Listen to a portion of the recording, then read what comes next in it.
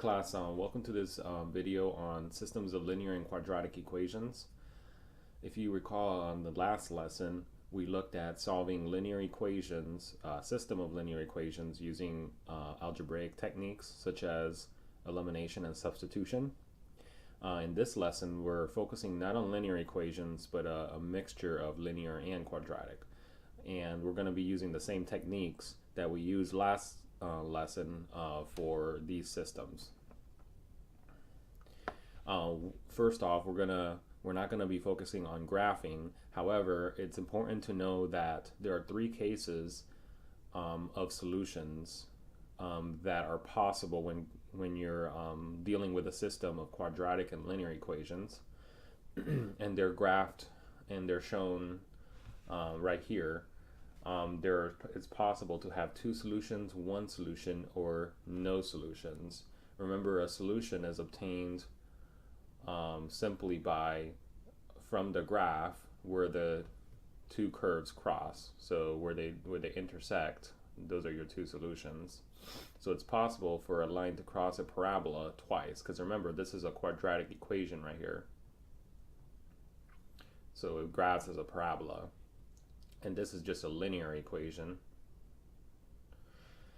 It's possible that the line crosses the parabola only once, and this is known as a tangent line. Tangent line is a line that it brushes off against a function, against the other graph, at one spot. It's also likely that there are no solutions involved. Because with a parabola, it can be positioned in such a way that it will never cross the line. So, three cases to consider: two solutions, one solution, and no solutions. So, as mentioned before, the same algebraic techniques, such as substitution,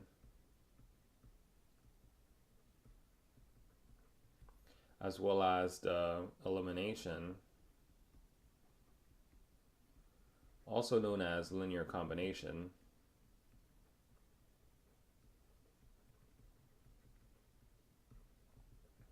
those two methods can be used. So we're going to first consider using the elimination method in the following system. So what we want to do is we want to get rid of the y in this system. So we're going to subtract both equations, and when we do that, we get 0 on the left side, and you cannot combine any like terms here, so you have x squared on top. Now remember that you have two negatives here, so a negative, so you got minus negative x, so essentially that's a positive x. So this is going to be a positive x, because two negatives, and I forgot to, so let me just change the sign here. So this will essentially be like a positive x, and so we have x plus x is going to give us 2x, so this should be plus 2x. And then essentially this is going to be a negative, so negative 2 minus 1, which is negative 3. Alright, so now we have a quadratic equation. Remember that to solve a quadratic equation, you can factor, you can complete the square, and you can also do quadratic formula, amongst other methods. So we're going to see if we can factor this. So if you recall, we do an x table, and we place the constant on the top of the table, and which means that you need to find two numbers that multiply to negative 3. And then you put the middle coefficient, the coefficient in front of x, on the bottom, and you need to find two numbers that add up to 2. So the only possibility for this scenario would be 3 and negative 1, as 3 times negative 1 is negative 3, 3 plus negative 1 is 2. So now that we have those two numbers, we're going to factor the quadratic expression on the right side. So you're going to have x as your first term, because you need to have x times x is x squared. And then recall this is a positive 3, so we have plus 3 and negative 1. recall the zero product property, which states that if you have two factors, you need to set both of those factors equal to 0. So we're going to set both of those individually to 0 and then solve them individually. So we can solve this by subtracting by 3 on both sides. So now we get our first solution, and then we're going to add this 1 to both sides. Alright, so it looks like we belong to the case where we have two solutions, so two individual solutions. So now we're going to have to find the y. So I'm going to go ahead and plug this in to the the bottom equation here. Okay, so I'm going to erase this because I know that's a negative. So I'm going to plug it into this guy. I'm going to plug both of them in. So if I plug this in, I get y equals negative 3 plus 1. So remember, you got a negative for the x and then negative 3 from the actual value. And then that gives us 3 plus 1, which is 4. So our coordinate, our first coordinate is negative 3, 4. Now we're going to proceed to plug in the next one. So if I plug it in, I get negative x, but x is 1, plus 1. And that's going to give me 0. So our next coordinate is 1, 0. So those are my two solutions. Now go ahead and try this following system and see if you can get a solution using the elimination/linear combination method. And I'll return in a little bit.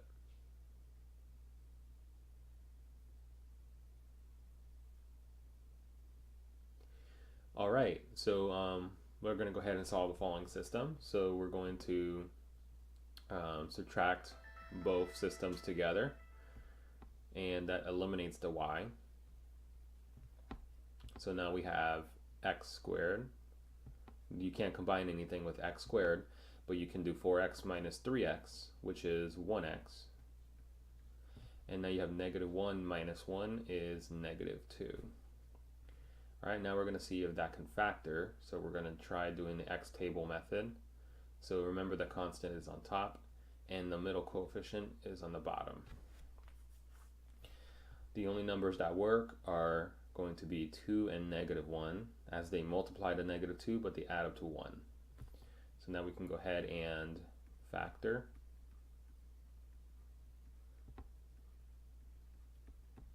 So you're going to use both of these numbers in your factorization. Now we can solve them individually and set them both to 0.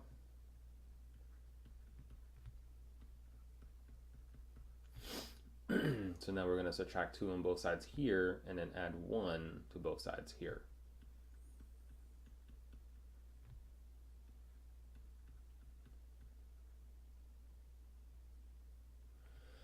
Alright, so now we got two solutions, two unique solutions. I'm going to go ahead and plug these to the bottom equation.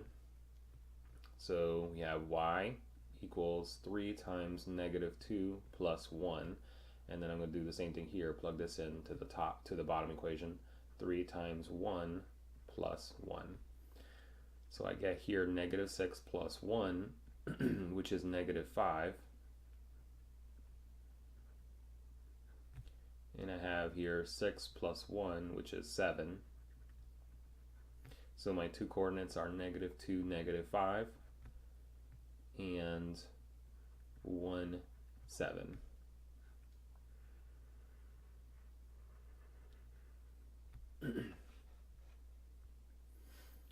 Alright, now we're going to look at another system using the substitution method. So in this case, we have y is equal to x squared minus 6x plus 9. So what we're going to do is we're going to substitute that and replace the y in the bottom equation with that. So I'm going to replace that expression in for y here. So when I do that, I get, let me write it over here. I'll get, so we have x squared minus 6x plus 9. So that is me replacing this y. and then I have plus x equals 5. So I'm just rewriting those. All right, so now I have the equation. Now I'm going to go ahead and solve and combine like terms. So I can combine these two like terms.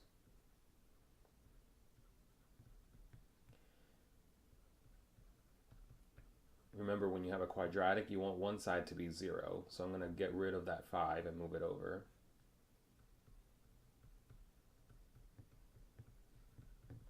Now we're going to see about factoring this or using quad formula, whichever we prefer. I'm going to factor it. So I got 4 on the top and -5 on the bottom. So the only numbers that work here are -4 and -1. So now we can proceed to factor this.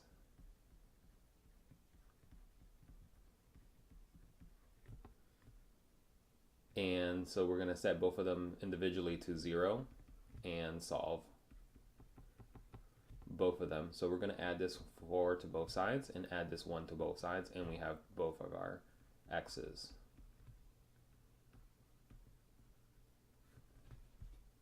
So it looks like we have two solutions again. So we're going to plug this in to any one of those equations that we want. I'll just go ahead and plug it into the bottom. So if I plug it into the bottom, I have y plus 4 equals 5, and then y plus 1 equals 5. So this means if I subtract 4, I get y equals 1. If I subtract 1, y equals 4. So you're going to pair these two up. So we got 4 comma 1 and 1 comma 4.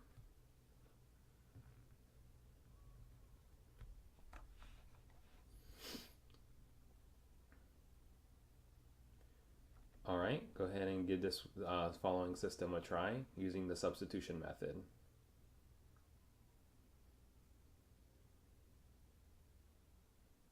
All right, so now we're going to go ahead and show you the solution.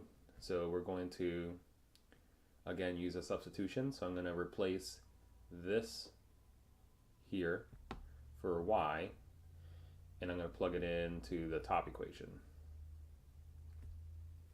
So if I do that, I get x squared plus 11x minus 12 minus 30. So this right here is the substitution for this y. And then I got the minus 30 over, and then the 12x over. So equals 12x. So now I'm going to go ahead and combine these like terms, and I get x squared plus 11x minus 42 equals 12x. Again, if you have a quadratic, make one side equal to 0. So I'm going to subtract this over like this.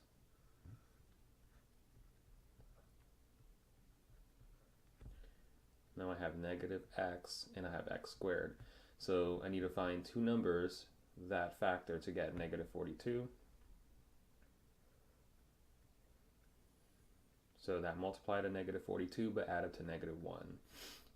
So if you were to do this, you're going to get 6 and negative 7. All right, so now, we can factor this, right? And we will get x plus 6 and x minus 7 equal to 0. And so then we'll get x plus 6 equal to 0, x minus 7 equal to 0. So we subtract 6 here and add 7 here.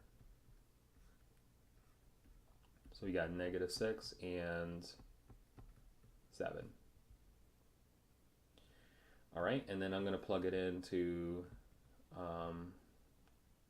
this time I'm going to plug it into the quadratic equation. No, actually I'll plug it into the top. I'll plug it into the linear since there's smaller numbers to deal with. So we're going to have y minus 30 equals 12 times negative 6 if I plug it into the top.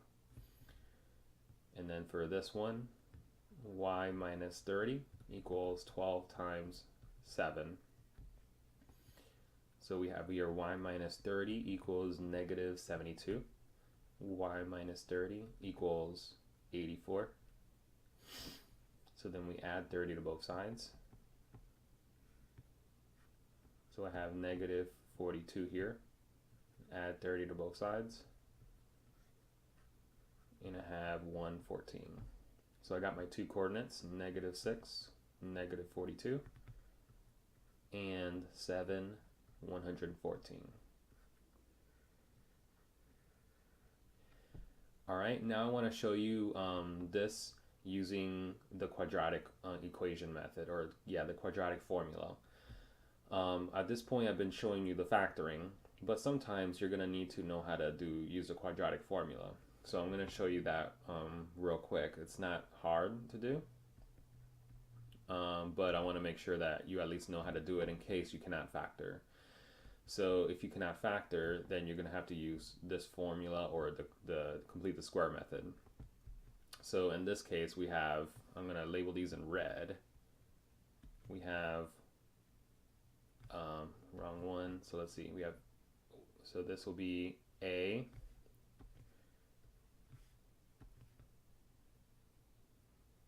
So that's A.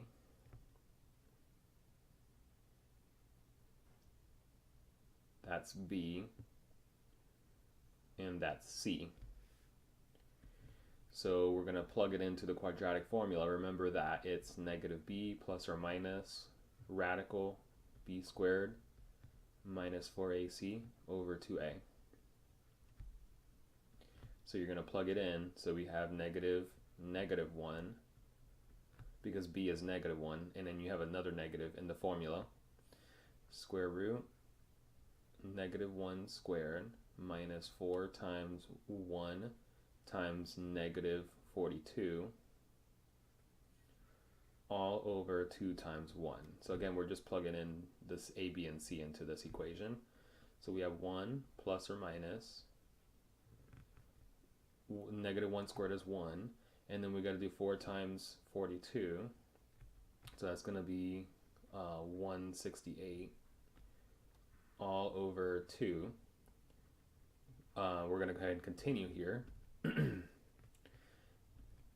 And we get 1 plus or minus square root of 169 over 2, which is 1 plus or minus 13 over 2. Square root of 169 is 13. So that means you're going to do 1 plus 13, which is 14. So you have 14 over 2, or you have 1 minus 13, which is negative 12 over 2. So you're going to have to do the addition and subtraction here. So that's why we get two solutions. And so we get 7 as one of our solutions, or we get negative 6 for x. So therefore we have two solutions, and those are the exact same solutions that we had earlier. So if this radical does not work out, then that means you have no solution. If this radical is going to be 0, then you have one solution. And if you have a number like we had here, you're going to have two solutions. So the quadratic formula is good because you can use it for any case, regardless of whether it has solutions or not. Alright guys, that's going to be it for the video. I hope you learned something, and I'll see you next video.